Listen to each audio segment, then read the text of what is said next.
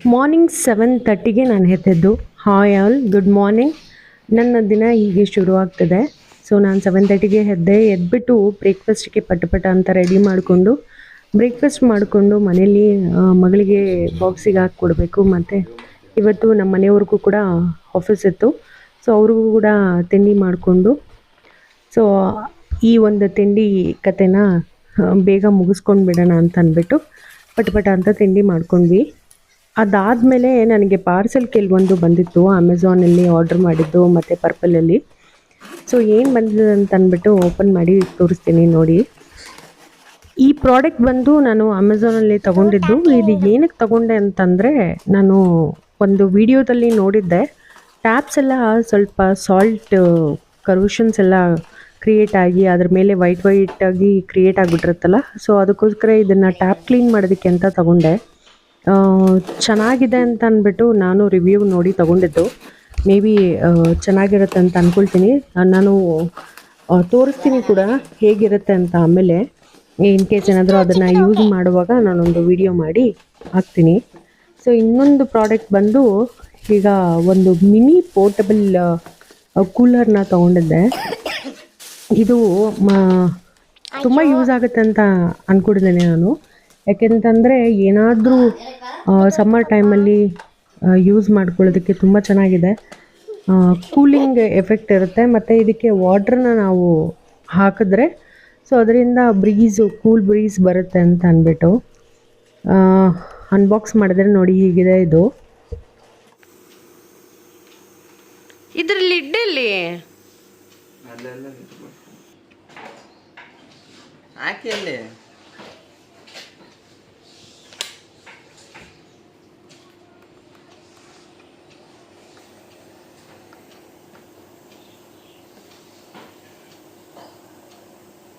Door ಹಾಕಿ.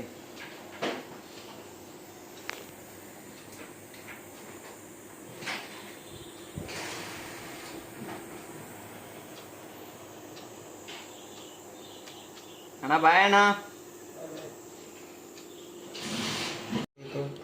ಇದೊಂದನ್ನು purple.com order ಮಾಡ್ಕೊಂಡಿದ್ದೆ.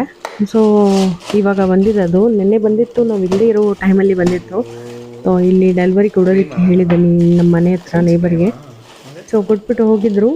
ಇದನ್ನು open ಮಾಡಿ ನೋಡೋಣ ಏನು ಬಂದಿದೆ ಅಂತ. ಬಟ್ ಕೆಲವೊಂದು ಐಟಮು ಅನ್ಅವೈಲಬಲ್ ಅಂತ ಹೇಳ್ಬಿಟ್ಟು ಕೆಲವೊಂದು ಐಟಮ್ನ ಕಳಿಸಿಲ್ಲ ಅವರು.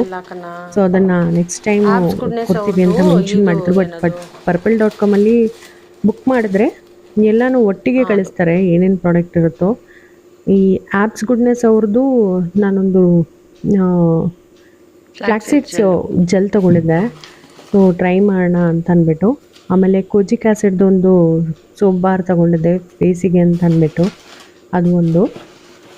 ಇನ್ನೊಂದು ಡಾಕ್ ಅವ್ರದ್ದು ರೋಲ್ ಆನ್ ತೊಗೊಂಡಿದ್ದೆ, ಇದೆ ರೋಲ್ ಆನು. ಸೊ ಈ 3 ಪ್ರಾಡಕ್ಟು ಇದರಲ್ಲಿ ಬಂದಿದೆ ಇವತ್ತು. ಹಾಗೆ ಟ್ಯಾಪ್ ಕ್ಲೀನ್ ಮಾಡೋ ಸ್ಪ್ರೇನೂ ತೊಗೊಂಡು ಬಂದು ನೋಡೋಣ, ಒಂದು ಸರಿ ಕ್ಲೀನ್ ಮಾಡಿ ನೋಡೋಣ ಅಂತ ಅಂದ್ಬಿಟ್ಟು ಸ್ಪ್ರೇ ಮಾಡ್ತಿದ್ವಿ. ಸೀರಿಯಸ್ಲಿ ಇದು ತುಂಬ ಚೆನ್ನಾಗಿದೆ, ನನಗೆ ನಿಜವಾಗೂ ತುಂಬ ಇಷ್ಟ ಆಯಿತು. ಸ್ವಲ್ಪ ಸ್ವಲ್ಪ ಸ್ಪ್ರೇ ಮಾಡ್ತಿರುವಂಗೆ ಎಲ್ಲ ಹೋಗ್ತಿತ್ತು, ಹಾಗೆ ನಮಗೆ ಗೊತ್ತಾಗ್ತಿತ್ತು ಕ್ಲಿಯರಾಗಿ. ಬಟ್ ಅದಾದಮೇಲೆ ಕೂಡ ತುಂಬ ಚೆನ್ನಾಗಿ ಕ್ಲೀನ್ ಆಯಿತು. ಒಂದು ಸರಿ ನೀವು ಟ್ರೈ ಮಾಡಿ. ಅದರ ಡೀಟೇಲ್ಸ್ ಬೇಕು ಅಂತಂದರೆ ಮೆನ್ಷನ್ ಮಾಡಿ. ನಾನು ಇನ್ನೊಂದು ಸರಿ ಗ್ಯಾಸ್ ಬರ್ನಲ್ ಸೈಡಲ್ಲಿ ಸ್ವಲ್ಪ ಹೋಗಿರುತ್ತಲ್ಲ, ಅದು ಏನಾದರೂ ಹೋಗುತ್ತಾ ಅಂತ ಟ್ರೈ ಮಾಡೋಣ ಅಂತ ತೊಗೊಬಂದೆ. ಬಟ್ ಆ ಸ್ಟೇನ್ ಏನು ಹೋಗಿಲ್ಲ. ಬಟ್ ಟ್ಯಾಪ್ದು ಮಾತ್ರ ತುಂಬ ನೀಟಾಗಿ ಕ್ಲಿಯರಾಗಿ ಕ್ಲೀನ್ ಆಗುತ್ತೆ. ಇದನ್ನು ಟ್ರೈ ಮಾಡಿದ್ರೆ ಬಟ್ ಆಗಿಲ್ಲ ಅದು. ಇಲ್ಲಿ ನಮ್ಮ ಸ್ವಲ್ಪ ಐಸ್ ಕ್ಯೂಬ್ಸ್ ಹಾಕಿದ್ರೆ ಅದಕ್ಕೆ ಚೆನ್ನಾಗಾಗುತ್ತೆ ಅಂತ ಅಂದ್ಬಿಟ್ಟು ಐಸ್ ಕ್ಯೂಬ್ಸ್ನ ತೊಗೊಂಡು ಐಸ್ ಕ್ಯೂಬ್ಸ್ ಹಾಕ್ತಿದ್ದಾನೆ. ಸೊ ಇನ್ನೂ ಚೆನ್ನಾಗಿ ಕೂಲಿಂಗ್ ಬರಲಿ ಅಂತ ಅಂದ್ಬಿಟ್ಟು. ಸೊ ನಾನು ಕೆಲವೊಂದು ಪಾತ್ರೆಗಳನ್ನೆಲ್ಲ ತೊಗೊಂಡಿದ್ದೆ ತಿಪ್ಟೂರಲ್ಲಿ. ಅಲ್ಲಿ ಸ್ವಲ್ಪ ನಿಜವಾಗೂ ನನಗೆ ಕಡಿಮೆ ಪ್ರೈಸ್ ಅಂತ ಅನ್ನಿಸ್ತು. ಈ 3 ಪಾತ್ರೆಯಿಂದ ನನಗೆ 600 ಆಯಿತು. 200 ರುಪೀಸು ಒಂದು ಪಾತ್ರೆಗೆ. ಇವಾಗ ನಾವು ಒಂದು ಸಣ್ಣದಾಗಿ ತೊಗೊಳ್ತೀವಿ ಅಂತಂದರೆ ಒಂದು 150-200 ಆ ಥರ ಇರುತ್ತೆ. ಇಷ್ಟು ದೊಡ್ಡ ಪಾತ್ರೆಗೆ ಅದು ಇಂಡಾಲಿಯಮ್ ಇದು. ಬೇಸ್ ಎಲ್ಲ ತುಂಬ ಚೆನ್ನಾಗಿದೆ. ಸೊ ಈ 3 ಪಾತ್ರೆನ ತೊಗೊಂಡೆ. ಹಾಗೆ ಬೇರೆ ಎಲ್ಲನೂ ತುಂಬ ಪಾತ್ರೆಗಳು ತೊಗೊಂಡಿದ್ದೆ ನಾನು. ತೋರಿಸ್ತೀನಿ ನೋಡಿ. ಕೆಲವೊಂದು ಟಿಫಿನ್ ಬಾಕ್ಸಸ್ ಎಲ್ಲ ಇವಾಗ ಎಷ್ಟೊಂದು ಯಾರ್ಯಾರಿಗೋ ನಾವು ಕೊಟ್ಬಿಡ್ತೀವಿ ಆ ಟಿಫಿನ್ ಬಾಕ್ಸಸ್ನ. ಸೊ ಆ ಟಿಫಿನ್ ಬಾಕ್ಸು ಮತ್ತೆ ವಾಪಸ್ ಬರೋದೇ ಇಲ್ಲ. ನಾವು ಏನೇ ಮಾಡಿದ್ರೂ ಟಿಫಿನ್ ಬಾಕ್ಸಸ್ ಬರೋದೇ ಇಲ್ಲ. ತುಂಬ ಹಾಗಾಗಿ ಒಂದು 4 ಬಾಕ್ಸ್ ಬೇಕು ಅಂತ ಅಂದ್ಬಿಟ್ಟು ತೊಗೊಂಡೆ. ಚೆನ್ನಾಗಿತ್ತು. ಎಲ್ಲ ಹೊಸ ಬಾಕ್ಸು ಒಂದು ಸ್ವಲ್ಪ ವಾಶ್ ಮಾಡಬೇಕು. ಎಲ್ಲ ತೆಗೆದು ನೋಡ್ತಾ ಇದ್ದೀನಿ ಯಾವ್ದು ತೊಗೊಂಡು ಬಂದಿದ್ವಿ ಅದನ್ನು ಎತ್ತಿಡೋಣ ಅಂತ ಅಂದ್ಬಿಟ್ಟು.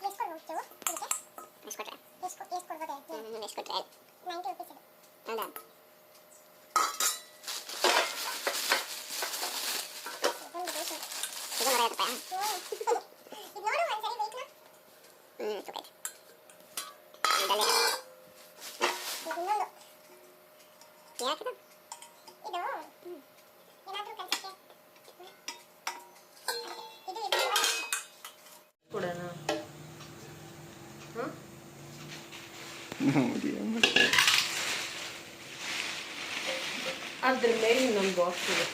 ಅಯ್ಯೋ ಅಯ್ಯೋ, ಅದೇನಕ್ಕೆ ಪಿಂಕ್ ಪೇಪರ್ ಹಾಕಿರ್ತಾರೆ ಅದ್ರೊಳಗೆ ಹೊಸದು ಅಂತ. ಇದು ಒಳಗಡೆ ರಸ್ಟ್ ಬರದೇ ಇರಲಿ ಅಂತ, ಮಾಯಿಶ್ಚರ್ ಸ್ವಲ್ಪ ಇಳ್ಕೊಳ್ಳಿ ಅಂತ ಮುಚ್ಚಿರ್ತಾರಲ್ಲ. ಇಷ್ಟು ಪಾತ್ರೆನ ನಾನು ತಗೊಂಡಿದ್ದೆ. ನಾನು ಏನು ತೋರಿಸಿದ್ನಲ್ಲ ಅಷ್ಟು ಪಾತ್ರೆಗಳು ಇಲ್ಲೇ ಇದೆ, ಪ್ಲೇಟ್ಸು ಎಲ್ಲ. ಆಮೇಲೆ ನಾನು ಟ್ಯಾಪು ಇಷ್ಟು ನೀಟಾಗಿ ಕ್ಲೀನ್ ಆಗಿದೆ. ಎಷ್ಟು ಕರೆಕ್ಷನ್ ಇತ್ತು, ಬಟ್ ಸಿಂಪಲಾಗಿ ಕ್ಲೀನ್ ಮಾಡಿದ್ದು. ನಾನು ಸ್ನಾನ ಮಾಡ್ಕೊಂಡು ಬಂದು ಇವಾಗ ಸ್ವಲ್ಪ ಓಟ್ಸು ಸ್ವಲ್ಪ ತಿನ್ಕೊಳ್ಳೋಣ ಅಂತ ಅಂದ್ಬಿಟ್ಟು ತಿನ್ಕೋತಾ ಇರ್ತೀನಿ. ಅದಕ್ಕೆ ಜಸ್ಟು ವಾಟರ್ ಮಿಕ್ಸ್ ಮಾಡಿಕೊಂಡು ತಿನ್ಕೊಂಡ್ರೆ ಸಾಕು, ಫಾಸ್ಟಾಗಿ ಬ್ರೇಕ್ಫಾಸ್ಟ್ ಆಗಿಬಿಡುತ್ತೆ. ಸೊ ಹಂಗಾಗಿ ಬ್ರೇಕ್ಫಾಸ್ಟ್ ಮಾಡ್ಕೊಂಡು ಬಿಡೋಣ ಅಂತ ಅಂದ್ಬಿಟ್ಟು ಫ್ರೆಶ್ ಆಗಿ ಸ್ನಾನ ಮಾಡ್ಕೊಂಡು ಬಂದು ಹಶ್ವಾಗ್ತಿತ್ತು. ಸೊ ಬ್ರೇಕ್ಫಾಸ್ಟ್ ಮಾಡ್ಕೊಳ್ತಾ ಇದ್ದೀನಿ. ಈಗ ಸ್ವಲ್ಪ ಔಟ್ಸೈಡ್ ಕೂಡ ಹೋಗಬೇಕಾಗಿತ್ತು, ಹಾಗೆ ಕ್ವಿಕ್ಕಾಗಿ ರೆಡಿ ಆಗಿಬಿಡೋಣ ಅಂತ ಅಂದ್ಬಿಟ್ಟು ನಾನು ಹಾಕಿದ್ದು ಯೂಸ್ ಮಾಡಿರೋಂಥದ್ದು ನಾನು ನಿವಿಯಾ ಮಾಯ್ಶ್ಚರೈಸರ್ ಯೂಸ್ ಮಾಡ್ತೀನಿ, ಹಾಗೆ ಸನ್ಸ್ಕ್ರೀನ್ ಲೋಷನ್ಸ್ನ ಯೂಸ್ ಮಾಡ್ತೀನಿ. ಎಲ್ಲಾದರೂ ಔಟ್ಸೈಡ್ ಹೋಗ್ಬೇಕಾದ್ರೆ ಸನ್ಸ್ಕ್ರೀನ್ ಲೋಷನ್ ಯೂಸ್ ಮಾಡೋದು ಬೆಸ್ಟು. ಫ್ರೆಂಡ್ಸ್, ಇವಾಗ ನಾನು ಹೀಗೆ ರೆಡಿ ಆಗಿದ್ದೀನಿ. ಈಗ ವರ್ಕಿಗೆ ಹೋಗಬೇಕು. ಹೋಗ್ತಿರೋದು ಬಂದು ಕೋಟಿಲಿಂಗೇಶ್ವರ ಹತ್ರ ಬೇತ್ಮಂಗ್ಲ, ಅಲ್ಲಿಗೆ ಹೋಗ್ತಿದ್ದೀವಿ. ಸೊ ಬನ್ನಿ ಹೊರಡೋಣ. ಜೀವನು ರೆಡಿಯಾಗಿದ್ದಾನೆ. ಸೊ ಅವನು ಆಫೀಸಲ್ಲಿ ಇರೋವಂಥ ಬ್ಯಾಗ್ನ ತೊಗೊಳ್ತಿದ್ದಾನೆ. ಬ್ರೂಷಸ್ ಎಲ್ಲ ಬೇಕಿತ್ತು. ಸೊ ಮೀಟಿಂಗ್ ಹೋಗ್ತಿರೋದ್ರಿಂದ ನಾವು ಹೊರಡ್ತಾ ಇದ್ದೀವಿ.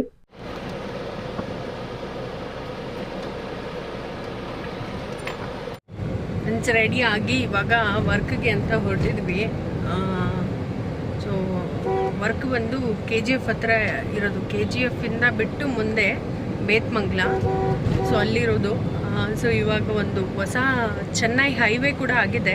ಸೊ ಅಲ್ಲಿಂದ ಹೋಗ್ಬಿಡೋಣ ಅಂತ ಅಂದ್ಕೊಂಡಿದ್ದೀವಿ. ಜಿಮ್ನು ರೆಡಿಯಾಗಿ ನಿನ್ನೆ ಸ್ವಲ್ಪ ಗಾಡಿ ಬೇರೆ ಟಚ್ ಮಾಡಿಬಿಟ್ಟ, ಅದಕ್ಕೆ ಇವತ್ತು ನಾನು ಡ್ರೈವ್ ಮಾಡಲ್ಲ ಅಂತವನೇ. ಸೊ ಅವರು ಬೇಕಂತ ಯಾರು ಟಚ್ ಮಾಡಿರಲ್ಲ. ಒಂದು ಟೂ ವೀಲರ್ ಅವರು ಬರಬೇಕಾದ್ರೆ ನೈಟು ಲೆಫ್ಟ್ ಸೈಡ್ಗೆ ಟಚ್ ಮಾಡಿಕೊಂಡು ಟೂ ವೀಲರ್ ಆಗಿರೋದ್ರಿಂದ ಬಿದ್ದರು ಪಾಪ. ಆದರೆ ಅವರು ಡ್ರಿಂಕ್ಸ್ ಮಾಡಿಬಿಟ್ಟಿದ್ರು. ಡ್ರಿಂಕ್ಸ್ ಮಾಡಿರೋದ್ರಿಂದ ಅದೇನಾಯಿತು ಅಂತ ನಮಗೂ ಗೊತ್ತಾಗಿಲ್ಲ.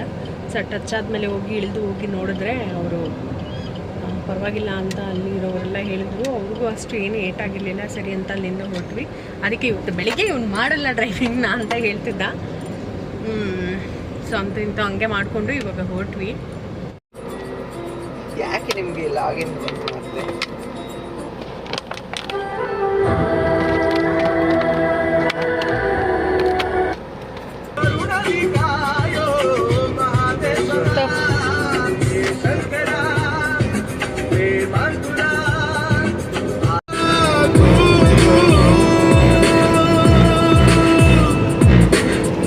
ಮತ್ತೆ ವಿಡಿಯೋ ಮಾಡ್ತಿದ್ದಾರೆ.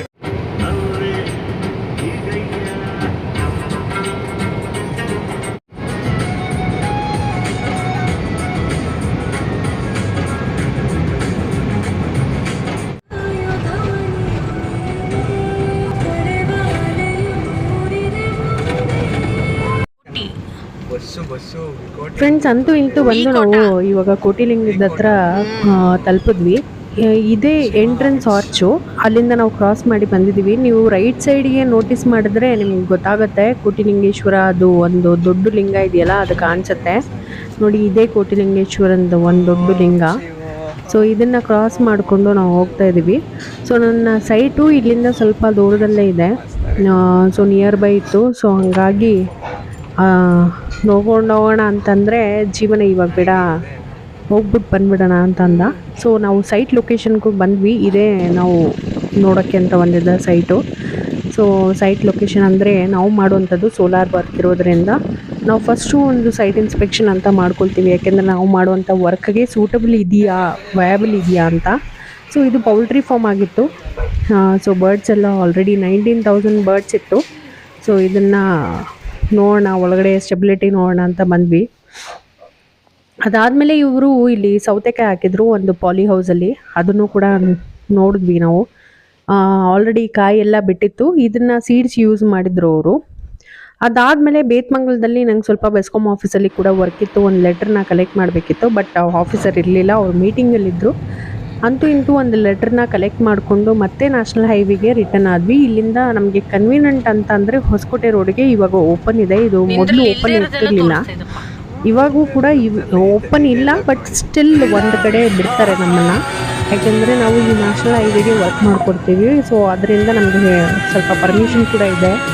ಸೊ ಹಂಗಾಗಿ ಎಂಟ್ರೆನ್ಸು ನಮಗೆ ಸ್ವಲ್ಪ ಆಗುತ್ತೆ. ಈ ಬಿಲ್ಡಿಂಗ್ಸು ಇದು ರೆಸ್ಟ್ ಏರಿಯಾ, ಇಲ್ಲೂ ಕೂಡ ಸೋಲಾರ್ ಮಾಡಿದ್ದೀವಿ. ಸೊ ಇದು ಕಮಿಷನಿಂಗ್ ಆಗಬೇಕು. ಅದೇ ವರ್ಕ್ಗೆ ನಾನು ಅಲ್ಲಿ ಬೇತ್ಮಂಗಲಾಗ ಹೋಗಿದ್ದು. ವರ್ಕ್ ಎಲ್ಲ ಮುಗಿಸ್ಕೊಂಡು ಈಗ ಮನೆಗೆ ಬಂದು ರೆಸ್ಟ್ ಮಾಡಿ, ಸೊ ಇವಾಗ ಊಟ ಗೀಟ ಮಾಡಬೇಕು. ಸೊ ಇದಾಗಿತ್ತು ನನ್ನ ವ್ಲಾಗು. ಇನ್ನೂ ಯಾರಾದರೂ ನನ್ನ ಚಾನಲ್ಗೆ ಸಬ್ಸ್ಕ್ರೈಬ್ ಮಾಡಿದೆ ನೋಡ್ತಾ ಇದ್ದಾರೆ, ಪ್ಲೀಸ್ ಸಬ್ಸ್ಕ್ರೈಬ್ ಮಾಡ್ಕೊಳ್ಳಿ. ಅಲ್ಲೇ ಇರುವಂಥ ಬೆಲ್ ಬಟನ್ನ ಪ್ರೆಸ್ ಮಾಡಿ. ನನ್ನ ಯಾವುದೇ ಹೊಸ ವೀಡಿಯೋಸ್ ಅಪ್ಲೋಡ್ ಮಾಡಿದ್ರೆ ನಿಮಗೆ ತಕ್ಷಣ ನೋಟಿಫಿಕೇಶನ್ ಸಿಗುತ್ತೆ ಅಂತ ಹೇಳ್ತಾ, thank you so much for watching. Next ವೀಡಿಯೋಲಿ ಸಿಗೋಣ, ಬಾಯ್.